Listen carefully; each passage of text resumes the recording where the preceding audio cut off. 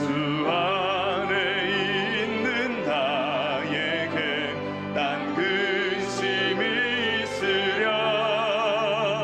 십자가 밑에 나아가 내 짐을 풀었네. 주님을 찬송하면서 할렐루야 할렐루야. 내 앞길 멀고 험해도 나 주님만 따라가리. 그 두려움이 변하여 내 기도 되었고, 첫날의 한숨 변하여 내 노래 되었네. 주님을 찬송하면서 할렐루야 할렐루야. 내 앞길 멀고 험해도 나 주님만 따라가리. 내 주는 자비하셔서 늘 함께 계시고, 내 궁핍함을 아시고 늘 채워주시네. 주님을 찬송하면서 할렐루야 할렐루야. 내 앞길 멀고 험해도 나 주님만 내 주와 맺은 언약은 내 주와 맺은 언약은 영불변하시니. 그 나라 가기까지는 늘 보호하시네. 주님을 찬송하면서 할렐루야 할렐루야. 내 앞길 멀고 험해도 나 주님을 찬송하면서 주님을 찬송하면서 할렐루야 할렐루야. 내 앞길 멀고 험해도 나 주님만 따라가리. 세상의 유혹 시험이 내게 몰려올 때에 나의 힘으론 그것들 모두 이길 수 없네. 거대한 폭풍 가운데 위축된 나의 영혼, 어찌할 바를 몰라 헤매이고 있을 때 주를 찬양, 손을 들고 찬양. 전쟁은 나에게 속한 것 아니니. 주를 찬양, 손을 들고 찬양. 전쟁은 하나님께 속한 것이니. 거짓과 속임수로 가득한 세상에서 어디로 갈지 몰라 머뭇거리고 있네. 공중의 권세 잡은 자 지금도 우리들을 실패와 절망으로 넘어뜨리며 주위를 불러보면 아무도 없는 듯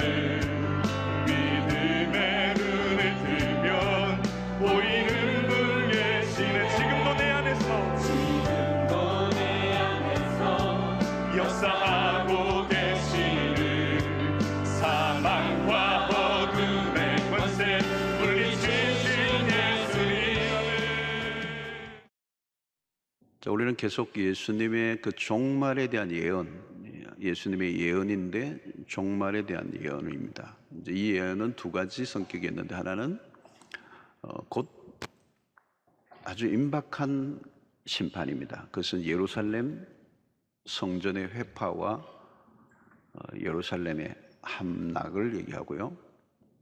또 하나는 이제 미래에 되어질 이제 종말, 이 두 가지가 이 13장 안에 이게 겹쳐져 있습니다.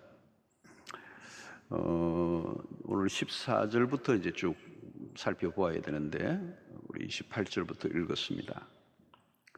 우리 14절을 잠시 보면요, 좀 난해한 구절로, 성경 가운데 좀 난해 구절로 알려져 있습니다. 멸망에 가정한 것이 서지 못할 곳에 선 것을 보거든 그때 유대에 있는 자들은 산으로 도망할지어다. 여기에 멸망에 가정한 것이 뭘까?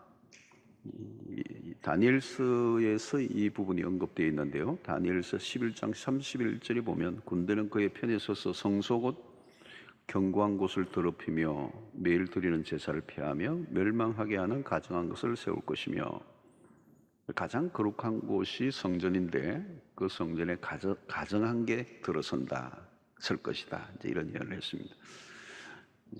이 가정한 게 뭘까? 우리가 성경에서 가장 많이, 하나님이 가장 싫어하시는 것은 결국 우상이죠. 우상. 그 우상이 성전에 세워진다는 거죠. 이스라엘 백성이 타락했을 때 일어난 일입니다. 이스라엘 백성들이 타락하면 결국은 그들이 드리는 예배, 그 하나님을 만나는 그 성전, 그것이 다른 적들의 침략을 받아서 사라져버리게 하는, 회파되게 만들었다는 것. 성전이라는 것은 하나님이 하나님 백성을 만나는 곳인데 그 성전을 하나님이 보호해주지 않고 이렇게 부서뜨리도록 내버려 두시는 일은 이스라엘 백성들이 가장 심판의 징조 중에 하나입니다. 이 다니엘의 예언이 있는데요. 다니엘의 예언이 아까 읽었던 말씀에 의하면 이제 이 일이 실제적으로 BC 175년에서 163년 기간에 통치했던 수리아 왕인 안티오쿠스라는 사람에 의해서 이 다니엘 말씀이 이제 이루어집니다. 멸망에 가정한 것이 이제 성전에 세워지게 되죠. 그래서 결국 거기서는 제우스 올림피우스의 상을 세워서 성전에 대지를 제물로 이제 바치는 일이 과거의 역사 속에 일어났습니다. 그리고 예수님이 지금 이 예언은 과거에 일어났던 일이 다시 반복될 것이다, 이런 것입니다. 누가복음 21장 20절에 보면 너희가 예루살렘이 군대들에게 에워싸이는 것을 보거든 그 멸망이 가까운 줄을 알라. 이제 성전이 회파되고 하나님을 섬겼던 자리에 우상에 서고 우상에게 제물을 올려놓는 이 일이 일어나는데 이것은 유대인들에게는 가장 치욕적인 사건입니다. 그런데 이 말씀이 역사 속에 그대로 이루어집니다. AD 70년에 이게 이루어집니다. 로마의 티토 장군에 의해서 예루살렘 성전이 함락되는 겁니다. 예수님이 이제 예언하시고 얼마 안 돼서 불과 몇십 년 이내 이 일이 실제적으로 일어난 것입니다. 역사가의 그 요세푸스라고는 유명한 역사가에 의하면 이때 예루살렘 파괴 때에 죽은 자의 수가 무려 110만 명 정도 됐다는 거예요. 이 고대 사회에서 110만 명이 죽었다는 것은 엄청난 이제 사건입니다. 그리고 포로로 9만 7천 명이 끌려가, 이게 막 다 죽은 거죠. 시체를 묻을 곳이 없을 정도로 비참하게 점령을 당한 역사였습니다. 주님은 곧 예루살렘에 일어날 환란에 대한 이제 그런 환란 날이 일어날 때 어떻게 해야 될 것인가를 이제 오늘 여기에 조목조목 이제 13장에 나와 있습니다. 14절에 첫 번째는 도망을 쳐라, 도망을 가라. 이제 급속한 이제 이런 심판이 임할 때 첫 번째는 안전한 곳으로 대피해라. 산으로 도망하라 그랬어요. 이 산이라는 말은 피난처를 의미하죠. 특별히 유대 나라는 산이 많았습니다. 동굴이 많고, 그래서 높은 산으로 올라가면 이제 생존율이 높아지게 되죠. 예, 산으로 도망하라. 첫 번째, 또 15절에는 지붕 위에 있는 자는 내려가지 말고 집에 있는 무엇을 가지러 들어가지 말라. 너무 긴박하다는 거죠. 이 유대인들의 그 생활 구조는 이 지붕이 옥상처럼 되어 있었습니다.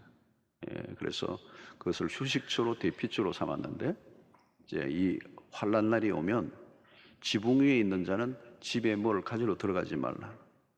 굉장히 심판이 긴급하게 일어나고 있기 때문에 어떤 미련을 가지고 그렇게 하지 말라는 것.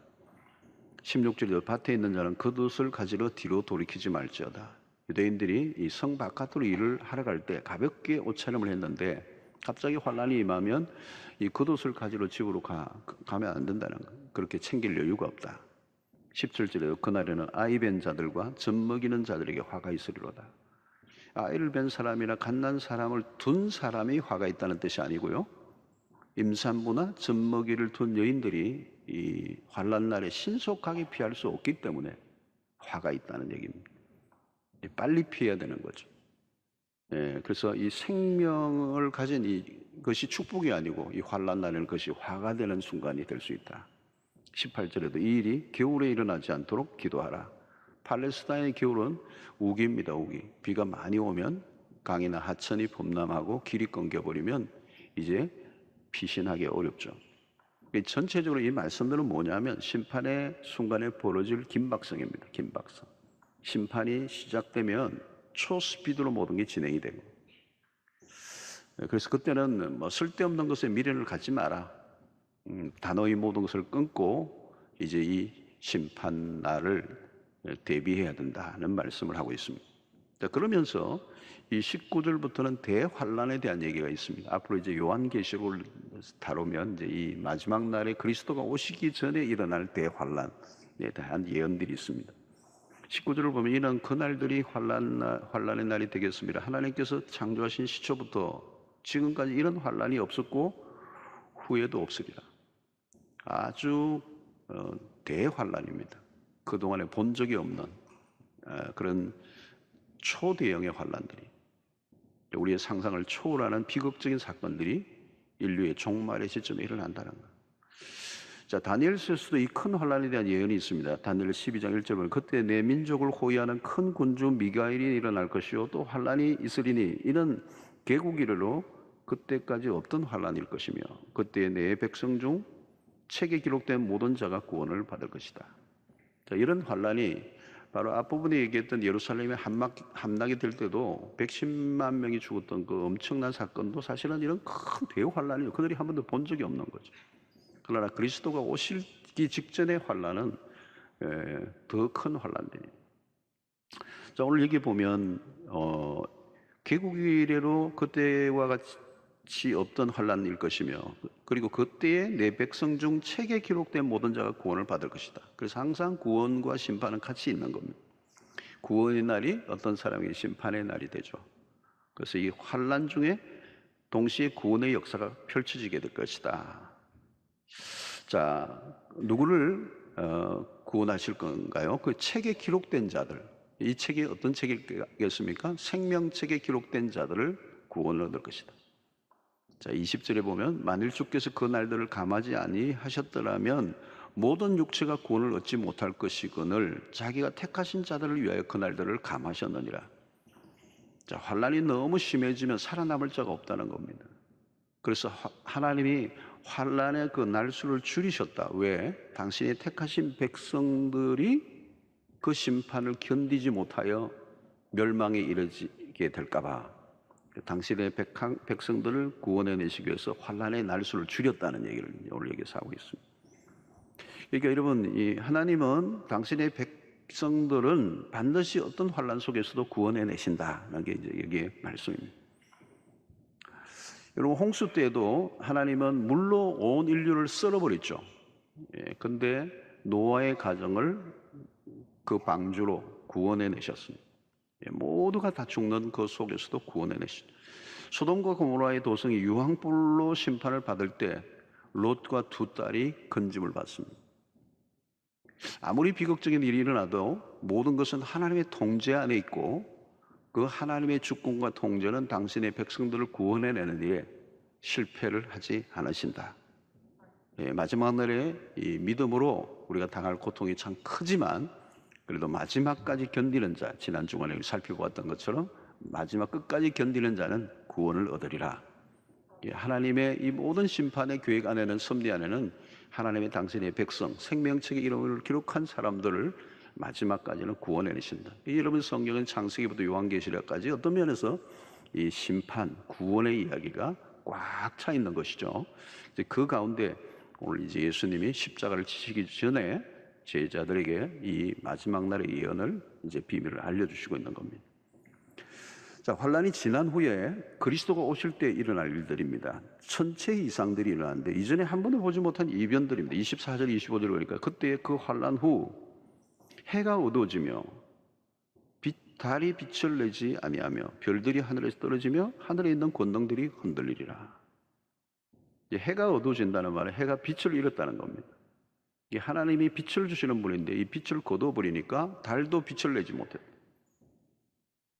별들이 하늘에서 떨어지는 거. 이건 뭐예요? 천계의 질서가 다 깨어지는 현. 마치 천상에서 지진이 일어나는 것 같아요. 우주의 천계가 거대한 혼돈성에 빠져 요동을 치고 있는 모습. 그리고 하늘에 있는 권능들이 흔들린다는 말은 악한 권세자들이 그리스도의 재림으로 힘을 잃어버리게 될 것이다. 사단의 권세가 힘을 잃어버리게 될 것을 말씀하고 있습니다. 그리고 마침내 그리스도가 공중에서 이제 임하시죠. 26절에 그때에 인자가 구름을 타고, 인자는 그리스도를 말하죠. 구름을 타고 큰 권능과 영광으로 오는 것을 사람들이 보리라 그래서 보리라. 자, 모든 그리스도인들의 소망이 이루어지는 장면입니다. 그리스도의 재림이 가시적으로 임할 거다. 모든 사람들의 눈으로 목격하게 될 것이다. 자, 이것은 이미 사도행전에서도 말씀한 바 있습니다. 1장 10절로 11절 보니까 올라가실 때에 어디로? 예수님이 지금 부활하신 그리스도가 육체를 입은 상태로 지금 공중에 올라가실 때에 제자들이 자세히 하늘을 쳐다보고 있는데 흰 옷 입은 두 사람이 천사들인 거죠. 그들 곁에 서서 이르되 갈릴리 사람들아 어찌하여 서서 하늘을 쳐다보느냐? 너희 가운데서 하늘로 올려주신 이 예수는 하늘로 가심을 본 그대로 오시리라 하였느니라. 여러분, 언젠가 하늘이 열리고 그리스도가 구름을 타고 오시는 거죠. 이 구름은 영광과 권위를 상징합니다. 자, 여러분, 초림 예수, 첫 번째 오신 그리스도는 이 땅에 오셨을 때는 초라한 모습으로 오셨습니다. 그리고 어린 아이, 베이비로 오셨습니다. 그리고 그를 받아줄 여관조차 없어서 말구유에 나셨습니다. 아무도 알아보지 못하고 겨우 무명의 양치던 목자들이 그를 알아보았어. 이 첫 번째 오신 그리스도는 겸손의 왕이요 또 종의 모습으로 오셨고 마침내는 죄인의 모습으로 십자가에 매달려 죽으셨습니다. 그러나 재림 예수는 전혀 다릅니다. 큰 영광과 권능으로 찾아오신다. 역사는 십자가에 매달린 예수로 끝나지 않습니다. 부활의 주로 나타나셨죠. 무덤에서 살아나시고 성천하신 그리스도는 다시 세상에 오실 것이다 하는 겁니다. 그분은 왕 중의 왕이십니다. 그리스도의 영광은 무질서하고 깨어진 혼돈의 상태에 있는 세상과 매우 대조를 이루죠. 그래서 수많은 그리스도인들이 영광 중에 재림하시는 그리스도를 목격하게 될 것이라는 겁니다. 그때 심판과 함께 우주적인 회복이 일어난다. 로마서 8장의 모든 이 피조물, 모든 이 세상에 있는 것들이 신음하고 고통하는 이 세상이 오늘 지구가 얼마나 고통하고 신음합니까? 그죠? 오늘 얼마나 많은 사람들이 질병으로, 사고로, 불의에 고통을 당하고 있죠. 그래서 모든 이 만물 피조물들까지 다 회복시키시는 일이 이제 마지막 날에 일어날 것이라는 겁니다. 27절에 보면 또 그때에 그가 천사들을 보내어 자기가 택하신 자들을 땅 끝으로부터 하늘 끝까지 사방에서 모으리라. 이 주님이 오셔서 하시는 이 마지막 날에 하시는 일은 당신의 백성들을 끌어 모으시는 일이라. 새로운 성전을 불러 모으시는 겁니다. 이전 것은 다 지나가고 새 것이 되게 하는, 인간에 의해서 더럽혀지고 발표해줬던 그 성전은 이제 사라지고 새로운 성전이 세워질 것이다. 그래서 하나님은 흩어버리기도 하지만 모으시기도 하시는 하나님. 어떤 사람들을 모으시는가? 자기의 택하신 자들, 자기가 택하신 자들을 땅 끝으로부터 하늘 끝까지 사방에서 모으리라. 하나님은 당신의 택하신 백성을 어떤 경우에도 놓치지 않으신다는 거죠. 그래서 마지막 날의 최종적인 일입니다. 마지막 추수죠. 이게 추수를 하는 겁니다. 심판의 때에 가라지는 버리고 흩어버리시고 알곡은 당신의 곳간에 들이신다는 겁니다. 자, 그러므로 지금 우리에게 가장 중요한 것은 이 마지막 날에 대한 준비를 하라는 겁니다. 예수님의 재림이 최대의 이슈죠. 여러분, 성경의 마지막 남은 예언이 딱 하나입니다. 그리스도의 다시 오심, Second Coming. 이게 마지막 남아 있는 유일한 예언이죠. 그리스도는 오신다는 거죠. 우리가 기다리든 기다리지 않든, 부정하든 인정하든 상관없이 그리스도는 반드시 오시고 그것이 역사를 종료하는 마지막 때의 사건이 될 것이다. 그래서 모든 하나님의 타임테이블도 역시 그리스도의 재림에 맞춰져 있다는 겁니다. 자, 오늘 30절 31절 보면 내가 진실로 너에게 말하노니 이 세대가 지나가기 전에 이 일이 다 일어나리라. 천지는 없어지겠으나 내 말은 없어지지 아니하리라. 이 세대가 지나가기 전에 이 일이 일어나리라. 이 말은 하나님의 시간관과 우리의 시간은 달라요. 그죠? 우리의 하루가 천년 같을 수도 있고, 천년이 하루 같을 수도 있는. 그러나 여기서 우리 핵심은 이 말씀이 그대로 이루어질 것이라는 거예요. 천지는 없어지겠으나 내 말은 없어지지 아니하리라. 내가 한 이 말은 그대로 이루어진다. 자, 그러면 이 말씀에 우리가 귀를 기울여야 되는데요. 32절에 보니까 그러나 그 날과 그 때는 아무도 모르나니 하늘에 있는 천사들도 아들도 모르고 아버지만 아시느니라. 여러분, 천사도 심지어 아들도 모른다. 그 날과 시, 그 마지막 때는 언제인지는 몰라요. 왜 이 말을 하셨을까요? 아무도 모른다. 아버지만 아신다. 이 말을 기록한 이유는 마지막 날에 그 날을 예견하고 사람들을 미혹하는 자들이 일어날 수 있다는 것을 염두에 두시고 지금 이 말을 하시는 거죠. 그래서 재림 일시에 대해서 인간적인 계산을 하면 안 됩니다. 앞으로도 마찬가지. 여러분이 이제 다니엘서라든가 요한계시록이라든가 마태복음의 예수님의 예언을 다 막 조합을 해서 이 종말론자들, 특별히 이 극단적 종말론자들이 이제 이런 날짜들을 조합해서 몇 날, 며칠, 몇 시 이렇게 예언을 했던 적이 있거든요.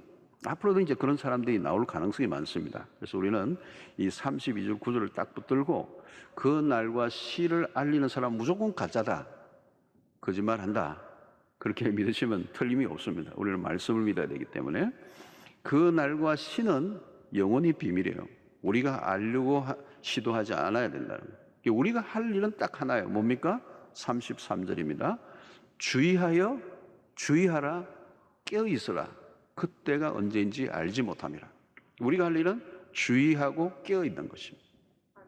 자, 여기에 대한 비유가 나옵니다. 비유 34절로부터 37절에 나오는데요.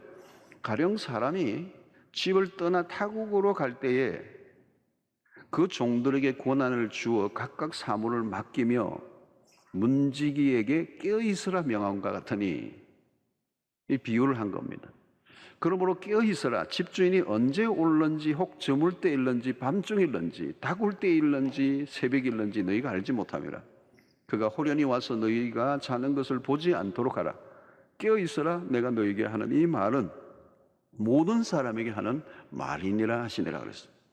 이 집주인의 부재 기간 동안에 살고 있는 종들이 해야 할 것은 깨어있는 것이다. 모든 초점은 주인이 돌아오는 거예요. 주인이 아직 돌아올 때가 멀었다고 흥청망청해서는 안 된다는 거예요. 언제 올지 모르기 때문에. 이 주인의 부재의 시간은 정신없이 놀 때가 아니고 주인을 맞이할 준비를 해야 될 때라는 거예요.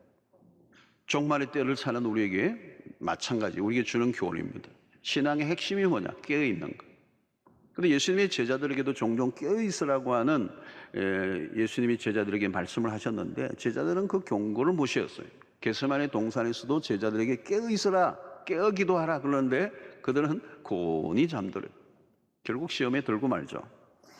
자, 여러분 오늘 성경을 가져오신 분은 33절 보시고 또 34절, 35절, 37절에 동일하게 나오는 말씀이 있어요. 반복해서. 뭘까요, 여러분? 깨어 있어라요. 깨어 있어. 이 헬라의 파루시아라는 말이 있어요. 파루시아라는 말은 이 재림의 이 파루시아의 때를 우리는 알지 못해요. 우리가 할 일은 뭘까? 깨어 있어야 된다는 거예요. 그러니까 신약 시대에 오늘 예수 그리스도의 재림이 임박한 이때에 우리에게 주어진 최고의 미션은 깨어 있는 거예요. 자, 그 날이 언제인지 알지 못하기 때문에 부지불식간에 임할 일이기 때문에, 그래서 여기 깨어 있으라는 이 말의 원어적인 의미는 계속이라는, 항상 한 번의 행위가 아니고 계속된 행위, 항상 계속 깨어 있어야 된다는. 자, 이 깨어 있는 삶의 모습이 무엇이어야 하는가? 그것을 이 마가복음과 누가복음의 이 병행이 되는 이 내용이 있는데요. 누가복음을 보면 21장 34절에서는 깨어 있으라는 표현을 이렇게 하고 있는 거예요. 너희는 스스로 조심하라. 그렇지 않으면 방탕함과 술 취함과 생활의 염려로 마음이 둔하여지고 뜻밖의 그날이 득과 같이 너희에게 임하리라. 자, 종말의 때에 조심해야 되는데 방탕함, 술 취함, 생활의 염려, 이것이 우리의 마음을 둔하게 하면 깨어있지 못하고 잠이 들게 되고 그날이 득과 같이 임하면 심판에 이르게 된다는 것. 자, 우리 시대를 우리는 방종의 시대라고 얘기합니다. 세 가지가 뚜렷해요. 방탕, 술 취함, 생활의 염려. 세상에 빠져 살아가는 사람들의 모습을 잘 표현하고 있는 겁니다. 사람들은 어딘가 다 홀려 있죠. 그죠? 오늘 특별히 이 방탕과 술 취함의 시대. 오늘 시대를 우리는 참 엄란한 시대라고 얘기하죠. 엄란한 시대. 엄란한 문화가 가득하여 있습니다. 이제 뭐 어느 정도로 엄란했는지도 알 수 못할 정도로 엄란해. 소돔과 고모라 뭐보단 덜할까? 결코 덜하지 않을까. 요즘 뭐 섹시하다는 이런 표현들 그냥 평범하게 쓰는 단어로 돼버렸어요. 이런 단어가 성적인 묘사잖아요, 사실은. 근데 이게 우리의 문화 속에 깊이 들어오니까 그게 뭐 그런 것 그냥 일반적인 단어로 써버려요. 자, 이런 시대의 특징은 본능적이죠. 동물적 본능이 더 강화되는 육의 사람들, 이 동물적 본능으로 살아가는. 이런 본능적으로 산다는 게 뭘까요, 여러분? 동물적 본능, 식욕과 성욕만 나와 있는 겁니다. 거기에 다 매달리는 거예요. 늘 거기에만 매달리는 거예요. 그리고 언제나 자신의 육체의 즐거움을 추구하는, 편리한 것을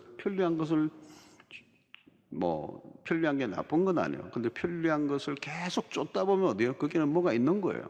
우리를 유혹하는 것들이 있는 거예요. 즐거움을 주는 쪽으로 가는 거예요. 자, 우리가 사는 세상이 어떤가를 우리는 늘 직시해야 합니다. 영적으로 태만하면 우리도 예외가 될 수는 없습니다. 마귀는 우리의 영혼이 잠들게 하고요. 우리의 영혼이 잠들면 세상에 끌려갈 수밖에 없습니다. 자신이 죽는지 사는지 모릅니다. 영혼이 둔감해지는 것, 이 참 무서운 겁니다. 영혼이 잠드는 거죠. 그때는 여러분 말씀을 들어도 잘 안 깨달아져요. 말씀을 들어도 그냥 다 지나가고 무슨 말을 하는지 감이 안 와요. 특별히 죄에 대한 태도입니다. 자신이 죄 속에 살고 있지만 죄인 줄 모르는 거죠. 죄책감이라는 게 없는 겁니다. 어떤 분은 교회를 다니고 봉사도 해요. 근데 죄에 대한 둔감함이 있는 거예요. 자기가 죄를 짓고 있다는 걸 모르는 겁니다. 열심히 나오셔요. 근데 자기가 죄를 짓고 있다는 걸 모르는 거예요. 이게 영혼이 죽어 있는 거죠. 여러분, 깨어있는 영혼은 그럴 수 없습니다. 죄를 지으면 아픔이 와야 되죠. 여러분, 생활 속에 회개가 있는가, 이거 한번 잘 보셔야 됩니다. 이 마지막 때 죄에 대한 태도가 내가 영적으로 깨어있는가 죽었는가를 판단하는 매우 중요한 기준이 됩니다. 여기 방탕과 술 취함과 함께 염려를 많이 한다. 이 마지막 때, 그죠? 무엇에 대한 염려일까요? 오늘날 여러분 보시면 우리가 너무 세상에 많은 관심을 갖고 있는 거예요. 너무 많이 먹고 너무 많이 즐기고 이 세상적인 것에 탐닉하는 문화, 너무 이렇게 눈에 보이는 것을, 이 엔터테인먼트 문화, 이 즐기는 문화, 이 말초적이고 감각적인 즐거움에 익숙한 이 문화, 이 미래가 아니라 오직 현재의 삶에 몰두한 삶. 그래서 오늘 뭘 먹지? 오늘 뭘 먹지 했던 분은 또 내일은 뭘 먹지? 오늘 뭘 입을까? 내일 뭐 입을까? 대화가 날마다 무엇을 먹고 마시고 입을 겁니다. 그 대화와 생각 속에 하나님은 빠져있는, 영원한 것에 대한 관심이 거의 없는, 그래서 세상적인 것들을 가지고 비교하고 경쟁하고 시기하고 질투하다가 세월을 다 보내요. 좀 더 많이, 좀 더 크게, 거기에 모든 에너지를 쏟아버리는, 내일 죽을지 살지 모르면서 오늘 자신의 욕망을 위해 모든 것을 쏟아붓는 인생. 여러분, 염려를 간단하게 생각하고 넘어가지 마십시오. 염려는 우리가 세상에 빠져 있다는 증거입니다. 무엇 때문에 스트레스를 받습니까? 왜 그렇게 평안과 안식이 없습니까? 왜 불안에 떠는 거죠? 마태복음 6장에 의하면 결국 우선순위의 문제와 깊이 연결됩니다. 하나님의 나라와 의를 구하는 것이 우리의 삶의 우선순위에 있지 않으면 세상의 염려가 폭풍처럼 우리에게 달려오게 돼요. 우리 시대처럼 이런 풍성한 시대가 없었습니다. 그런데 우리 시대처럼 염려와 불안이 넘치는 시대도 없습니다. 무엇인가 잘못되었다는 것을 보여주는 것이죠. 염려에 빠져 산다면 틀림없이 세상을 열심히 따라가고 있을 가능성이 높습니다. 염려는 세상이 내 안에 밀고 들어와 생기는 증상이에요.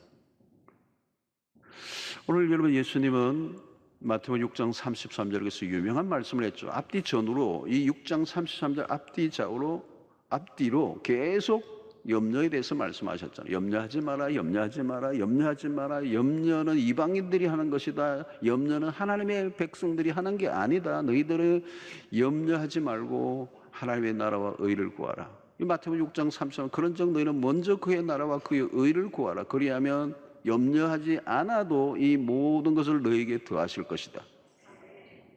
그리하면 뒤에 갈로 치고 염려하지 않아도 그걸 넣어도 돼요. 여러분, 신앙생활을 하다 보면 우리의 신앙의 기본을 유지하는 게 어렵습니다. 자칫하면 우리가 세상에 빨려 들어가기 때문에, 세상에 도취되기 때문에. 우리는 지금 종말의 때를 준비하고 있는가? 종말이 우리의 삶의 주제가 되어 있는가?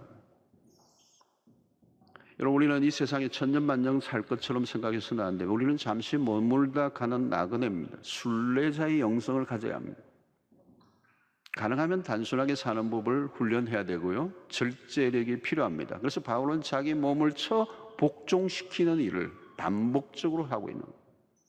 육의 힘이 올라올 때마다, 그때마다 쳐서 복종을 시키는 거예요. 소극적으로 있으면 안 돼요. 내 안에 내면에 일어나는 전쟁이 무언가를 계속해서 바라보고 그 육의 소욕을 성령의 소욕으로 이겨내는 이 싸움을 계속해야 된다는 거예요.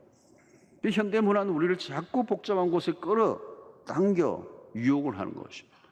그러면 우리의 몸과 마음이 피곤해지고 우리의 영혼은 피폐해지고 영은 잠들어서 지금 내가 어디에 있는지 어디로 가고 있는지를 놓쳐버리는 것입니다.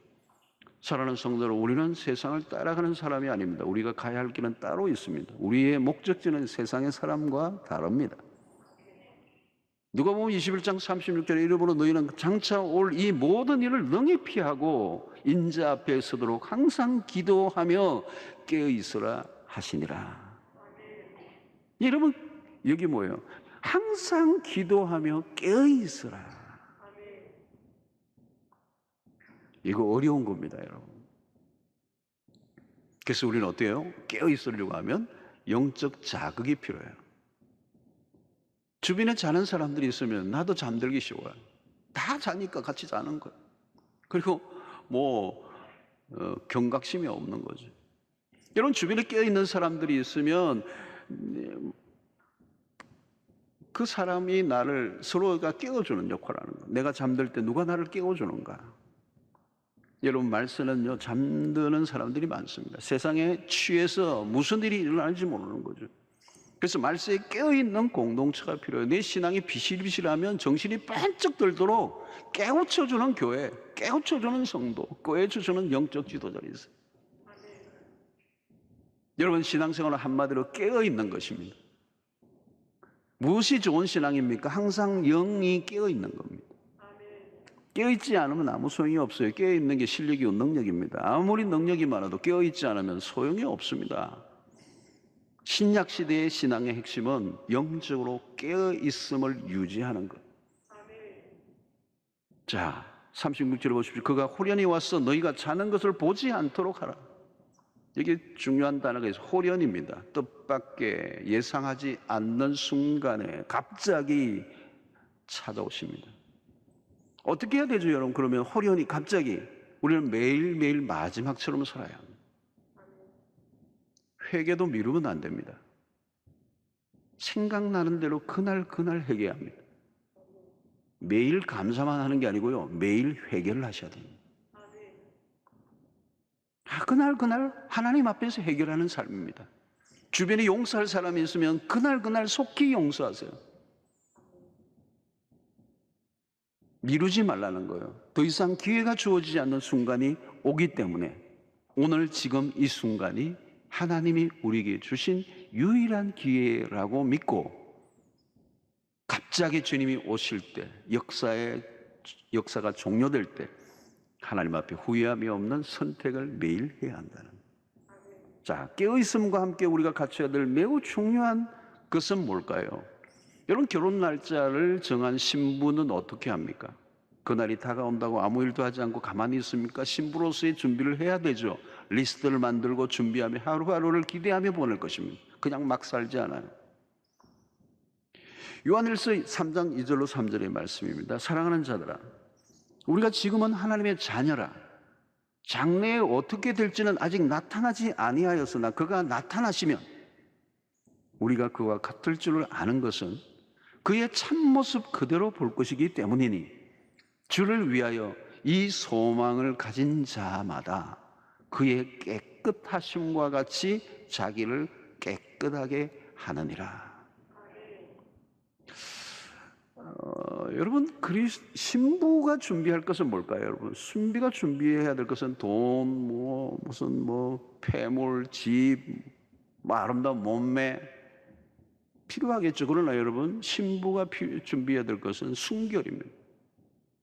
그의 깨끗하심과 같이 자기를 깨끗하게 하느니라. 신부의 순결보다 더 중요한 준비는 없어요. 왜 우리가 순결해야 합니까? 우리의 신랑 예수께서 순결하신 분이기 때문에. 사랑하는 성도 여러분, 왜 우리가 주님의 그 날, 이 마지막 날까지 그를 기다리고 기대해야 합니까? 주님은 베드로, 요한복음 21장에 디베랴 바닷가에서 베드로를 만나 그에게 질문합니다. 내가 나를 사랑하느냐? 주님이 확인하고 싶은 것은 하나예요. 하나님과의 관계입니다. 사랑. 자, 오늘 이 마지막 시대에 우리에게서 확인해야 될 것은 딱 하나예요. 그분을, 이 재림을 얘기할 때 우리는 그분을 과연 사랑하고 있는가? 사랑이 없으면 기다릴 이유도 없습니다. 오늘 우리는 마지막 시대의 신부의 영성을 강조합니다. 우리는 신랑 대신 그리스도를 맞이하는 신부로서 우리는 그분을 사랑하고 있는 거예요. 우리가 신앙생활을 하다 보면 첫 번째, 우리가 처음 주님을 만났을 때는 그 사랑이 뜨거워요. 에베소 교회가 첫사랑을 잃어버렸다고 그랬어요. 어느 순간부터 신앙이 시큰둥해져 버리고 감격도 없고 그분에 대한 사랑도 없고 영적 타성해졌고 의무감에 왔다 갔다 하고 영혼은 죽어버리고 형식만 남고, 그래서 위선자가 되고 영적 빈털터리가 되고만. 그러면 어떻게 될까요? 여러분, 주님의 오심을 기다릴 리가 없습니다. 재림에 대한 기대감이 있을 리가 없습니다. 관심조차도 없어요. 어떤 사람은 주님의 재림 자체도 안 믿는 사람도 있어요. 사랑하는 성도 여러분, 그날은 옵니다. 그리스도는 다시 오십니다. 우리는 이미 임한 하나님의 나라의 시민으로 살아야 합니다. 완성될 하나님의 나라를 기다리면서 오늘 우리가 잘 준비된 신부들이 되어야 돼요. 우리가 그날을 기다린다는 말은 일상을 그만두라는 얘기는 결코 아닙니다. 운동도 하시고 취미생활도 하시고 시집도 가고 장가도 가고 뭐 다 해야 돼요. 중요한 것은 마지막 날에 대한 깨어있는 영성을 가지고 살아야 된다. 다가오는 마지막 날에 대한 경계심을 늦추지 말아야 한다는 거예요. 무엇을 할 때마다 주님이 오신다면이라고 하는 것을 염두에 두라는 거예요. 그날과 신은 언제든지 닥칠 수 있다는 것만을 놓치지 말아야 한다는 거예요. 여러분, 성경을 통해서 우리가 확인하는 것은 이제 남은 하나님의 예언은 재림이 딱 남아있는, 하나가 남아있는 거예요. 뭐 무수한 예언들이 성경에 있었습니다. 근데 그 예언들이 다 이루어졌습니다. 구약에서 예언되었던 것 신약에 다 이루어졌어요. 근데 남아있는 한 예언이 있어요. 그게 뭐예요? 예수 그리스도가 다시 오신다는 이 재림에 대한 예언이에요. 여러분, 우리는 그 마지막 날이 분명히 임할 것이라고 믿습니다. 왜냐하면 성경이 그렇게 약속하고 있기 때문에 우리가 믿습니다. 종말은 온다는 거예요. 온다는 거예요. 성경을 믿는다면 예수님의 재림도 믿어야 합니다. 하나님이 만물을 창조하셨다면 만물을 심판하시는 분도 하나님이시라는 걸 믿는 거죠. 창세기를 믿는다면 우리는 요한계시록도 믿어야 합니다. 마지막 날, 일어날 성경의 분명한 사실을 우리는 붙들고 그것이 우리의 삶의 마지막, 우리의 삶의 목적이 되고 초점이 되어야 돼요. 여러분, 롯이 살던 소돔과 고모라의 심판, 유황불로 심판이 임한다는 소식을 듣고 그 심판의 그 메시지를 이 롯이 누구에게 알려줍니까? 롯의 두 딸의 남편, 그러니까 사위죠. 사위. 이 사람들에게, 사위에게 이 유황불로 이 도성이 망할 거라고 하는 얘기를 들려주니까 그들이 뭘로 그 말을 받아들이냐? 그 말을 농담으로 여겼더라 그랬어요. 하나님의 심판의 메시지를 전달해 주니까 농담으로 받아들였다. 여러분, 심각한 것이죠. 미래의 종말, 예수의 재림을 농담으로 여기는 분이 한 분도 없기를 바랍니다. 우리가 다른 것은 다 믿어도 재림을 믿지 않고 준비하지 않으면 우리의 신앙은 아무 의미가 없습니다.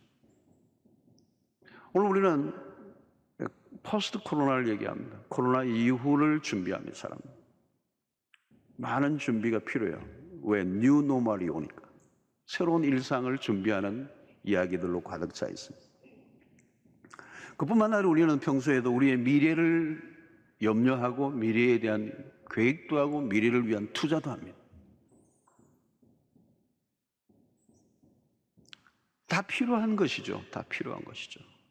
노후를 어떻게 준비할 것인가? 미래를 위한 준비들을 합니다.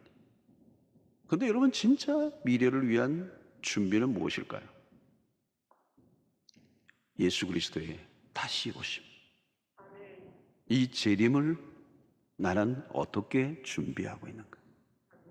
여러분, 우주적인 종말은 사실은 우리가 알지 못하지만 개인적 종말은 언제든지 가능해요. 오늘일지도 내일일지도 몰라요.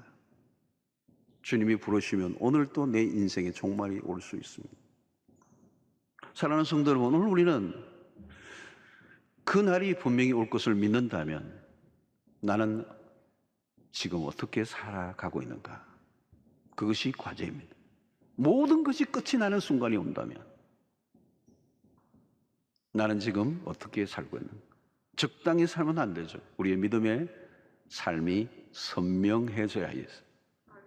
깨어 있어야 될 줄로 믿습니다. 잘 준비된, 믿음으로 준비된 깨어있는 그리스도의 신부로 예수 그리스도가 오실 때 그분을 맞이하는 신실한 주의 백성들이 되기를 축원합니다.